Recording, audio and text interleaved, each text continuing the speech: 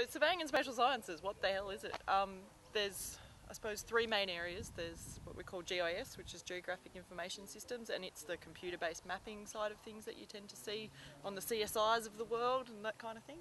Then there's the surveying, and there's quite a few parts to surveying, and we're covering quite a few of them here this weekend. There's what we call cadastral surveying, which has got to do with boundaries and land.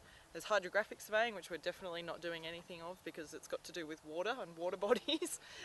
There's engineering surveying, which is to do with infrastructure and building projects, and mining surveying, which is obviously to do with mines. I think I got them all. Yep. Yeah? Cool. And then there's what we call remote sensing, and it's basically the aerial photos, satellite images, and capturing any kind of data about the Earth's surface without actually coming into contact with it. So that's generally done via plane or satellite. The types of surveying that we're covering here at Map My Town this weekend is the cadastral stuff, which is the guys digging lots of holes in people's lawns. Not so much in their lawns, in the road. It's really in the road.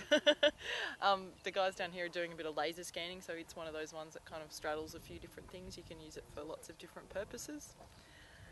And we're doing a bit of mobile mapping, which kind of covers the surveying and GIS areas with a bit of remote sensing chucked in. So while we're all standing out here today, there's a satellite whizzing overhead that's taking some photos for us, or capturing some images for us, which we'll be able to use tomorrow when we bring all of our data in and process it all. And then on the data management side, the sort of the GIS data management's going to come into play and hopefully tie it all together, and we'll end up with a sort of all the information in one sort of virtual bell. And so again on the GIS side, going back through historic records, historic photographs, and digitising and trying to establish what the town was and sort of how it got to where it is today. So that should be an interesting product that we can hopefully give back to the community.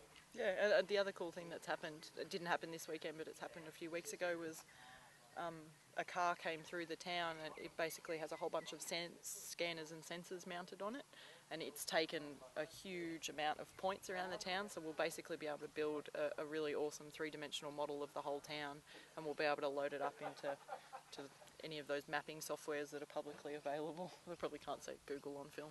And I guess moving forward, hopefully that well, this will become an annual event and we'll sort of move around the state, and we've already had sort of interest from other towns that we can do it as an annual event, just to generally talk up the industry, public awareness, but also with the idea of the different sort of areas of surveying and spatial science. It's getting quite big these days and people generally specialise in one or two areas.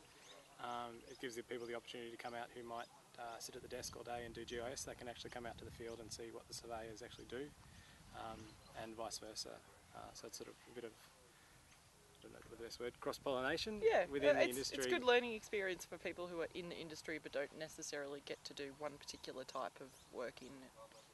So that's another... Yeah.